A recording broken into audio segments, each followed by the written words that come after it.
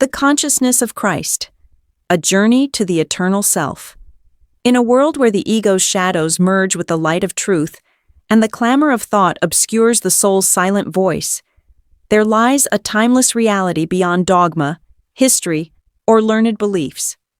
This is the living consciousness of Christ, not a historical figure, not a religious doctrine, but a divine spark within you. It requires no temples, no rituals, no external validation. It is a presence that speaks in stillness, heals without touch, and guides without force. This work is not merely words. It is an invitation, a map, a key to return home to your true essence. Emmett Fox, a mystic and visionary, beckons us to plunge into the depths of spirit. He urges us not to worship Christ as a distant idol, but to embody Christ as a living consciousness, to live not from fear or intellect, but from the eternal source within. Prepare not to hear, but to awaken, not to understand, but to remember who you are. Welcome to the consciousness of Christ. Welcome to yourself. Chapter 1. Beyond right thinking, living from being. Abide in me, and I in you. Apart from me, you can do nothing. Jesus of Nazareth. There comes a moment in the spiritual journey when positive thinking alone falls short. Repeating affirmations or disciplining thoughts may guide the mind, but transformation stalls if the soul does not shift its identity. The issue lies not in what you think, but in who you believe yourself to be. You may affirm love yet feel separation, declare abundance yet vibrate with lack, or proclaim unity yet judge from the ego. True transformation begins when thought flows from being, from unity with the divine. Jesus did not rely on correct thinking to perform miracles. He lived from the consciousness of Christ, an undivided state of being where nothing real could be absent. He spoke, acted, and decided not as one seeking connection, but as one who knew he was never disconnected. Living from the inner Christ means dismantling the belief that you are a separate self needing improvement. It is seeing from the eternal, where all is already fulfilled. Practice. Be still. Cease striving to think well. Instead affirm, I am not incomplete. I am one with God. From this recognition, let your life unfold, not through effort, but through the natural order of being. Chapter 2. Christ as frequency, not figure. Before Abraham was, I am. Jesus of Nazareth. For centuries, Christ has been cloaked in theological symbols, worshipped from afar, and debated in creeds. Yet Christ is not a historical figure or a doctrine. Christ is a frequency, an eternal vibration residing in every soul, waiting to be recognized. Jesus embodied this frequency fully, but he did not claim it as his alone. He declared, What I am, you are also. The consciousness of Christ is not a religious belief, but the highest state of human awareness, where the ego falls silent and truth becomes the only voice. It is humility, presence, and non-duality, a way of seeing without separation, thinking without judgment, and acting without personal agenda. To live in this frequency is to clear the clutter of the ego, allowing the divine vibration to reign. Practice. In silence affirm, I am not my story. I am the frequency of Christ recognizing itself in me. Dwell in this vibration, not as a thought, but as a lived state. Chapter 3. From awakening to permanence. Abide in me, and I in you. Jesus of Nazareth. Awakening is a fleeting glimpse of truth, a moment when the soul remembers its divine nature. But awakening is not the destination. It is the doorway to permanence. Many experience glimpses of unity or love, only to return to the noise of the ego. The true path is to dwell in the spirit without interruption, not as a meditative state, but as your natural identity. Jesus did not reconnect with the divine. He remained in it, living from undivided being. To transition from fleeting awakenings to permanence, Train your attention to rest in the present moment, free of history or judgment. Each time you choose presence over reaction, you anchor the spirit more deeply until it becomes your constant state. Practice. When the ego urges reaction, pause and affirm, I remain in truth, even if I don't feel it. Observe thoughts as passing clouds, and choose presence as your home. Chapter 4. Dissolving the illusory self. Whoever loses their life for me will find it. Jesus of Nazareth. The self you cling to, shaped by history, comparison, and pain, is not your true identity. It is a construct, a veil obscuring the Christ within. Jesus did not come to polish this self, but to dissolve it, revealing the eternal I am. To deny the self is not self-destruction, but self-revelation, allowing the divine to take its rightful place. Observe the ego without judgment. Surrender the need to defend or justify it. Live fully in the now, where the character cannot exist. As you release the story of the self, the Christ within emerges as your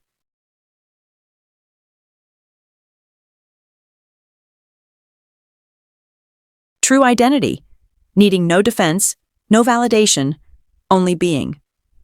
Practice. Before acting or speaking, ask, who is acting, the self or the spirit? Affirm, thank you, ego, but Christ is my only identity now. Chapter 5. Discernment. Seeing the eternal. Heaven and earth will pass away, but my words will never pass away. Jesus of Nazareth. Discernment is the soul's compass. Everything that is not eternal is illusion. The real does not change, decay, or demand defense. Illusions, though vivid, are fleeting and led to suffering when mistaken for truth. Jesus lived from eternity, seeing the divine in all, unswayed by appearances. Develop discernment by observing. Is this thought, emotion, or situation eternal? If not, let it pass without attachment. Direct your attention to the unchanging. Silence, love, presence, and vibrate with the kingdom.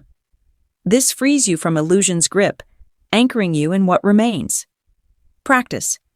Before reacting, ask, is this eternal, or is it illusion? Let go of what passes, and rest in the kingdom's unchanging truth. Chapter 6. Seeing from the absolute. Do not judge by appearances, but judge with righteous judgment. Jesus of Nazareth. When the soul sees from the wound, it projects fear, distortion, and separation. To see from the absolute is to see with Christ's eyes, beyond form, behavior, or emotion, where all is complete. Jesus saw the apostle in the tax collector, purity in the outcast, because he saw from the eternal now. To see from the absolute, release the story of the wounded self. Pause before interpreting and ask the Spirit to show you the truth. This vision heals not through effort, but through presence, dissolving conflict and revealing unity. Practice. When triggered, pause and say, Holy Spirit, show me how to see this. Let the veil of interpretation fall, and see from the place where all is one. Chapter 7. Transforming the shadow. If your eye is good, your whole body will be full of light. Jesus of Nazareth. The shadow, unconscious beliefs, repressed emotions, and false ideas, is not evil, but unilluminated consciousness. Jesus saw the shadow in others, but responded with vision, not reaction. To transform the shadow, observe it without judgment, integrate it with love, and let it dissolve in the light of Christ. Create space to feel without dramatizing, to see without identifying. Invite the inner Christ to look with you, affirming, this is in me, but it does not define me. The integrated shadow becomes wisdom, compassion, and freedom. Practice. When a shadow arises, say, I am the light that sees, not the shadow that fears. Embrace it with love, and let it transform into expanded light. Chapter 8. Silence as authority. As a sheep before its shearers is silent, so he opened not his mouth. Isaiah 53:7. True authority does not shout or defend. It radiates from inner stillness. Jesus' silence before accusation was not weakness but power, revealing truth without noise. Silence is presence without interruption, where the soul rests in the divine and lets truth speak. To inhabit silence, abandon urgency, release the need to be understood, and make stillness your daily practice. From this center, your presence becomes medicine, your gaze a prayer, governing life with effortless authority. Practice. Begin each day in silence. Before acting, enter the sanctuary of stillness and affirm, "From silence, I radiate truth." Chapter 9. Revealing the Kingdom. My kingdom is not of this world. Jesus of Nazareth. Christ did not come to fix the world but to reveal another, a kingdom of completeness, silence, and peace. This world, built on fear and separation, is a projection of a divided mind. The kingdom is a frequency of consciousness, not a place, accessed by stepping out of illusion's logic. Instead of struggling to improve the world, allow the kingdom's consciousness to show you another way. Act from silence, not fear, from clarity, not urgency. Your presence becomes a gateway, inviting others to remember the real. Practice. When caught in conflict, affirm, "This is not my world. My world is the kingdom, and I radiate it now." Chapter 10. Vibrating from the source. I am the vine, you are the branches. Jesus of Nazareth. The challenge is not touching the divine but sustaining its frequency amid the world's noise. Jesus vibrated from the source, his every step an expression of unity. To sustain the Christ frequency, recognize it as your natural state, guard your focus, and return to the center again and again. Practice neutrality, breathe deeply from being, and refuse to negotiate with the ego's noise. Surrender to the source and let it sustain you. Your life becomes a reflection of the divine, flowing effortlessly from within. Practice. Affirm daily, "Father, let me vibrate from you." Chapter 11. Only what you are. From channel to presence. You are the light of the world. Jesus of Nazareth. To channel light is to see yourself as separate from it. Christ consciousness knows no separation. You are the light. Jesus declared, "The Father and I are one," and extended this truth to you. Stop striving to channel. Recognize yourself as the living embodiment of the divine. Abandon the idea of being a vessel. Surrender to stillness, where your presence radiates without effort. Your breath is guidance, your silence a message, your being a miracle. Practice. Instead of asking to channel light, affirm, "I am the light, united with the source, radiating effortlessly." Chapter 12. The Kingdom as Reality. The kingdom of God is within you. Jesus of Nazareth. The kingdom is not a future promise, but the only reality, hidden by identification with form. To inhabit form is to react to conditions. To inhabit the kingdom is to witness without attachment. The soul returns to the source through a continuous decision to see the eternal over the transient. When pain, loss, or chaos arises, ask, "Is this eternal, or is it form?" Rest in the kingdom, where peace needs no cause and love no object. From this consciousness, all transforms, not by changing the world but by remembering the real. Practice.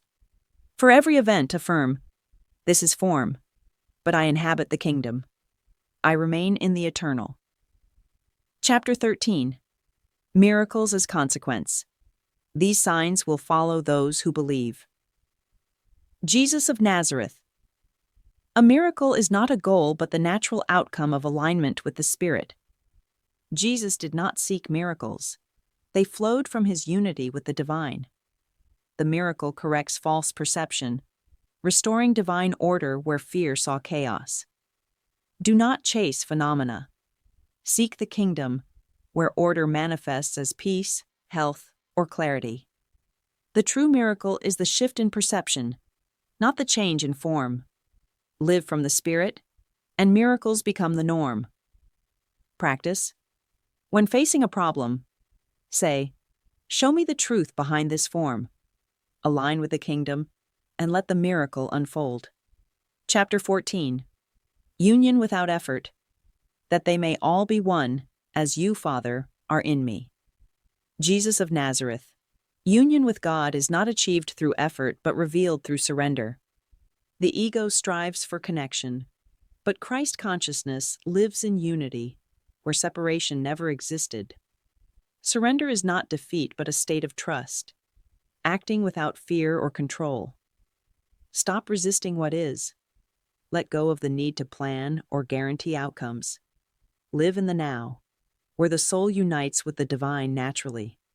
From this state, decisions flow and life aligns without struggle. Practice. Affirm. I live as if there is nothing to resist.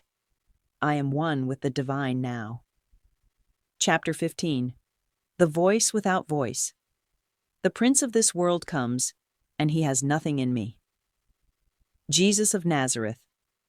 The Christic consciousness does not react, it reveals. Jesus' silence before accusation was not passivity but power, emanating from a vibration untouched by fear. The voice without voice speaks through presence, transforming without words. Resist the ego's urge to defend or explain. Pause, breathe, and act from silence, not impulse. Your presence becomes a beacon, disarming chaos and inviting others to remember their truth. Practice. In conflict, ask, am I reacting or revealing? Remain in the voice without voice, letting your presence speak. This journey is not about becoming something new, but remembering what you have always been. The consciousness of Christ is not attained, it is lived. Step out of the illusion, dwell in the kingdom, and let your life be a silent revelation of the eternal. You are not a seeker, you are the light, the frequency, the presence.